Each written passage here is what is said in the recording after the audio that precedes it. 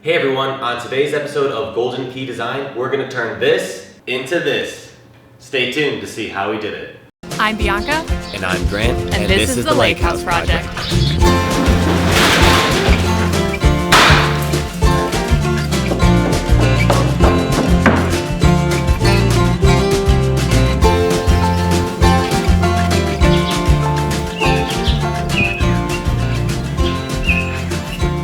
Hey everyone, if you recall last week we did a full time lapse of the start to finish process of this entire wall, and on today's video we'll be focusing specifically on the left side there and going through a detailed step-by-step process so you can do it yourself. What you're seeing is the prep work done for the right side of the wall, and we're going to start this episode on the left side just before we put up the MDF panels to cover up the old wall.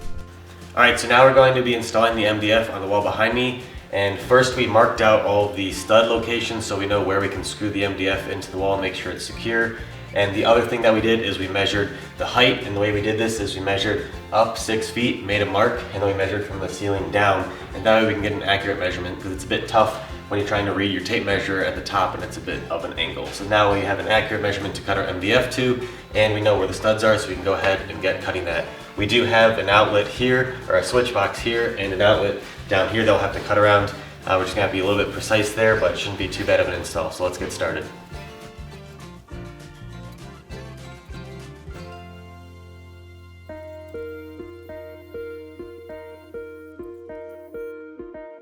After cutting the MDF to size, we decided to put it into position to make sure it fit, and it didn't because this is an old house and the ceilings aren't level, so we had to scribe the line and cut it a little bit shorter. I then measured and cut out the hole for the switch box by first drilling a hole in each corner and then connecting them with my jigsaw.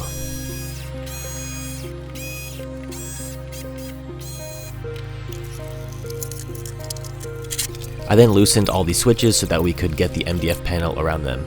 Then we brought it in another time, and this time, luckily it fit. I then screwed it to the wall just to hold it in place for now. Then I used those screws to mark out the rest of the stud locations with my level, and then I could go back and screw in the rest of the screws. We're not using glue here, so the screws are pretty important, and the reason we're using MDF is so that the wall is perfectly flat and it's a nice paintable surface, and it's a lot less work than having to clean up all that drywall that you saw.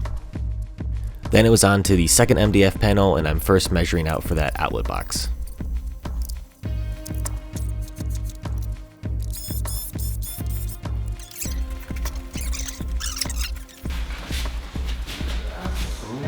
I think that's pretty, I don't know. And then after some further discussion, we decided to cut it again.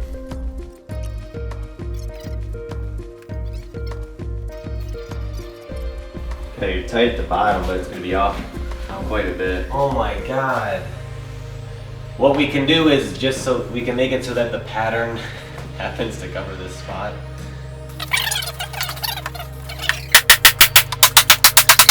And so once again, we run into another problem with it being an older house. Things aren't level and things aren't square. So that's kind of the fun and bad thing about construction, is you kind of have to find unique solutions to unique problems. And in this case, we just left the gap as is, and we'll plan the pattern around it and make sure that one of those boards covers it up.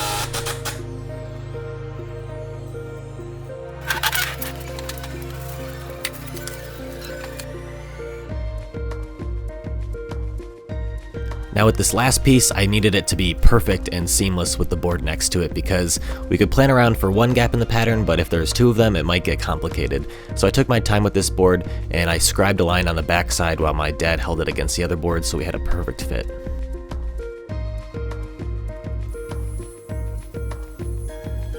Alright, so now we're going to be putting up our third and final board, but because we're only going to be able to hit one stud with this one, we're going to add some liquid nails to the back and then nail it in place to hold it so the glue can set up, and then we should be good to go.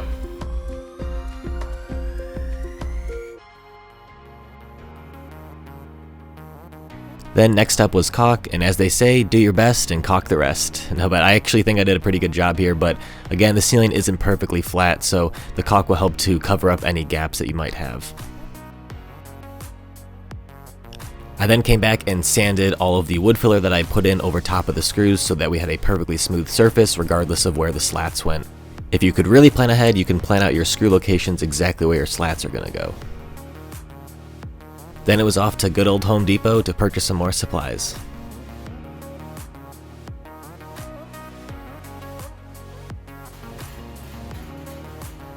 pin nails, screws, liquid nails, primer, rollers, wood filler, varnish, and a paintbrush. That's the one.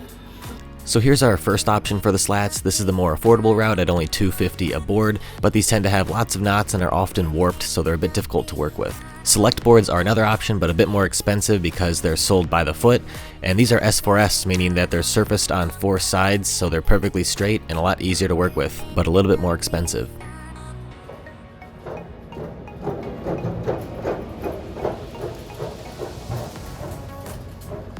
Alright, so now we have the boards up and the screw holes filled and sanded. It's now time to start painting, but before we paint, we have to start priming. And we're not going to use a white primer, but instead we're going to use a gray primer. And we're doing that because we're eventually going to be painting these walls black, and then we'll have to put on less coats of black if we use a darker primer. So that's what we're going to do. Let's get started. So to start painting, we're going to be cutting in with a paintbrush. And to do that, we're just going to pour some of the paint from the gallon into this smaller bucket, and it's a lot easier to work with. First, make sure you shake your can and also use a stirring stick to mix it properly.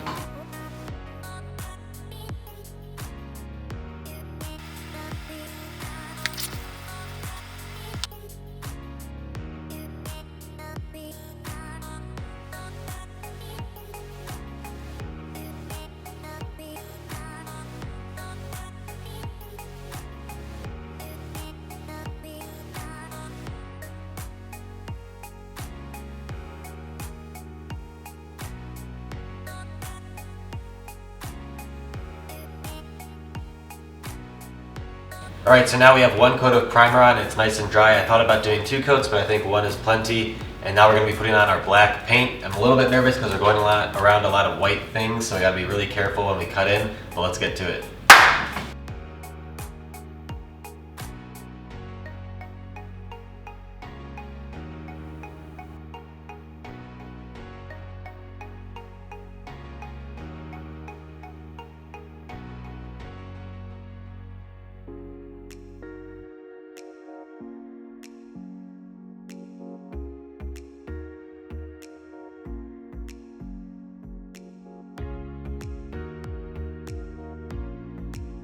Alright, so now that we have the walls completed and painted, it's now time to start nailing in our boards.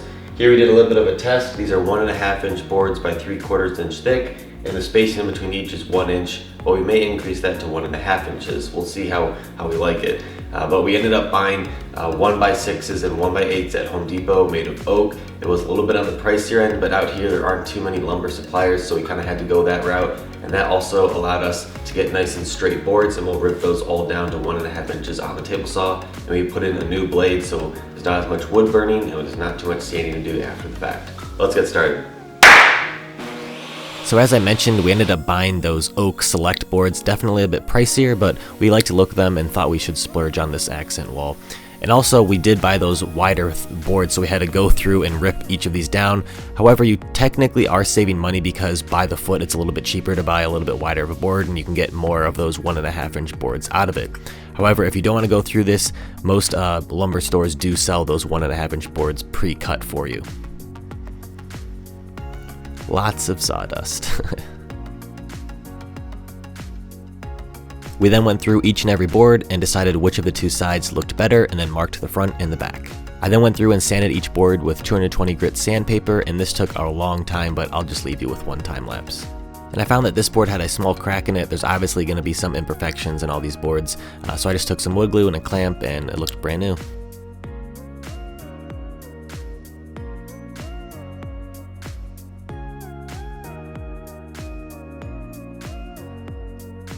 Then we applied Danish oil to each and every board. This was my first time using Danish oil, but I really enjoyed the process. It definitely brings out the character of the board, gives it a protective finish, but also doesn't, change the color too much. It doesn't yellow it or anything. So before we nail all the boards on the wall, we wanted to start with a corner and get that nice and square so we can use that as a reference point as we go across the wall. And with this corner, we're going to make it into kind of a U with 1 thick board along this side, and then 2 like thinner 1.5 inch boards on these sides. But the problem is that the width of the wall changes as we go up and down. So the plan is to take this board and butt it up against this piece. And as you can see, it's a little bit overhanging at the moment, but we're going to take our router with a flush trim bit and clean up both edges, and then we can slide this back into position and everything will look nice and straight.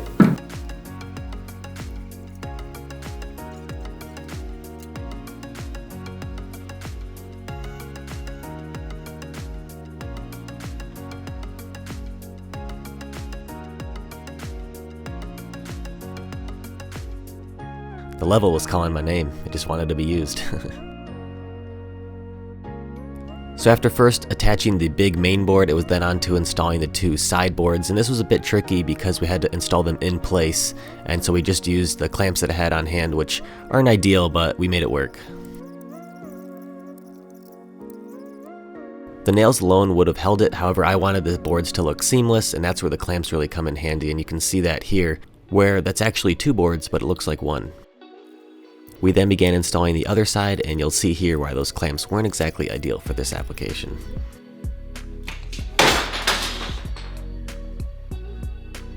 Luckily, no damage to the wall or the floor, but it did scare me pretty good.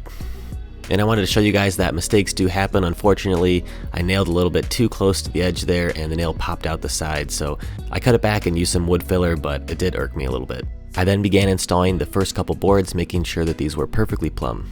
Alright, we nailed a couple boards, everything's looking good, but it's now finally time to router the edges now that the glue is dried, and we're a little nervous.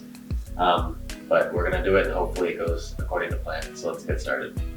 This was actually my first time using this router in about 4 or 5 years, and I was a little bit nervous because it's a pretty heavy machine and it can really screw up a project pretty quickly, but luckily everything went relatively smoothly. I had a few notches here and there, but they sanded out fine, and the boards were perfectly flush in the end and it looked great. Okay, so now that we routed both sides and made it nice and smooth and gave it a nice sanding, I taped off all of these sides, so now we can apply some Danish oil to it, and the tape will prevent that oil from getting on the painted surfaces. Let's get to it.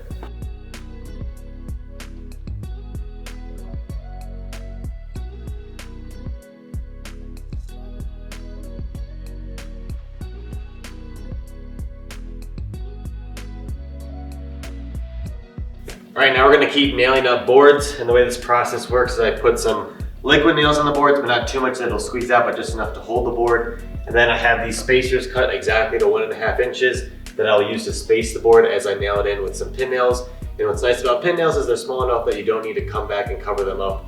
You don't even really see them from a distance. It's a little bit tricky with one person, it's better to do this with two, but it's just me today, so I wanna get some of this done. So let's get to it. This quickly becomes a rinse and repeat process, but the first couple boards can always be tricky. However, you don't really have to worry about where you're nailing the boards because that MDF comes in handy and you can pretty much nail anywhere and the nail will stick nice and solid.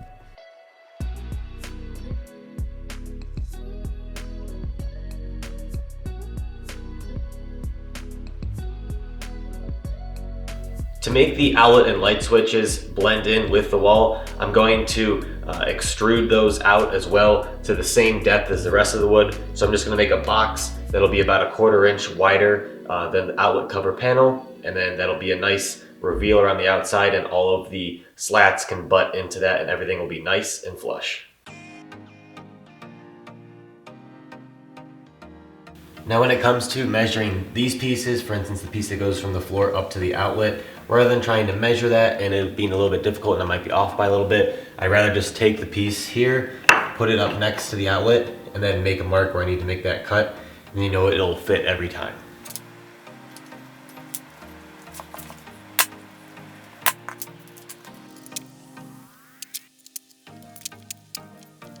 All right, I got 3 more boards laid out, and it's finally time to cover up this gap.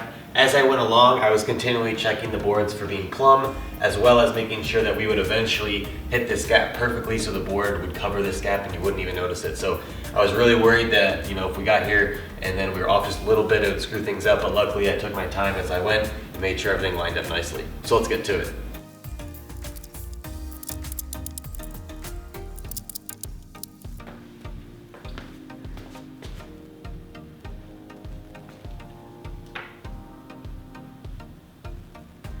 Look at that, perfect. I then began making the corner for the other edge of the wall. All right, so that board had a bit of a bow in it. So I nailed both ends and then I pushed the middle into position and then nailed across. So now it's pretty nice and straight. There's a small hairline gap between the boards, so now I'm gonna come in with the clamps, tighten everything down and let it dry, and then you won't really even notice that it's 2 different boards.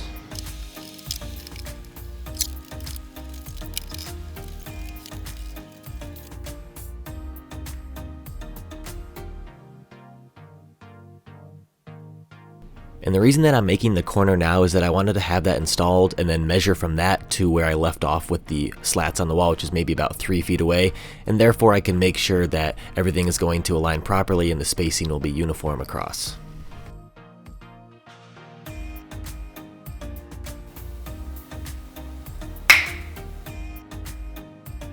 Okay, so I'm on the final gap and I'm trying to make sure that my spacing is correct. So I have 3 actual boards, so I'm gonna put that here to represent the 3 boards. So I have this much room left, and I have 2 sets of spacers. I have one's just under 1/2 inch and one's just over 1/2 inch, or sorry, 1.5 inches. And I find that if I use 2 just under and 2 just over, the gap is perfect all the way across. So as I install these, I'll use 2 spacers that are like this and 2 spacers like that, and it should equate to perfect spacing across.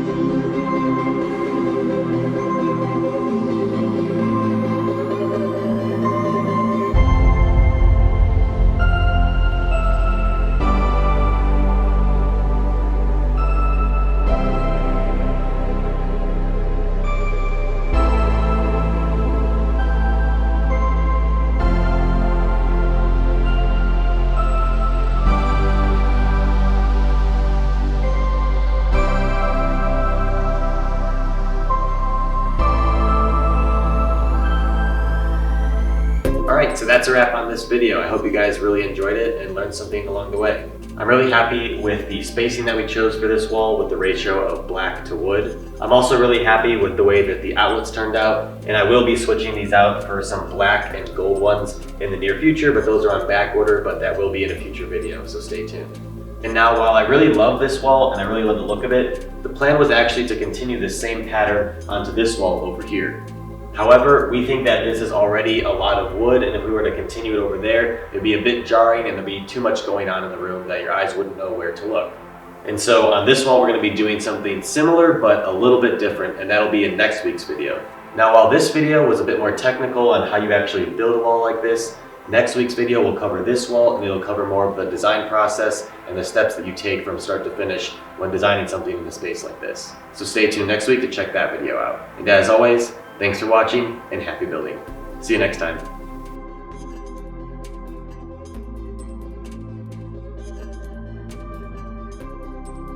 Hey everyone, on today's episode of why can't I say it all of a sudden? I'm trying to say it fast.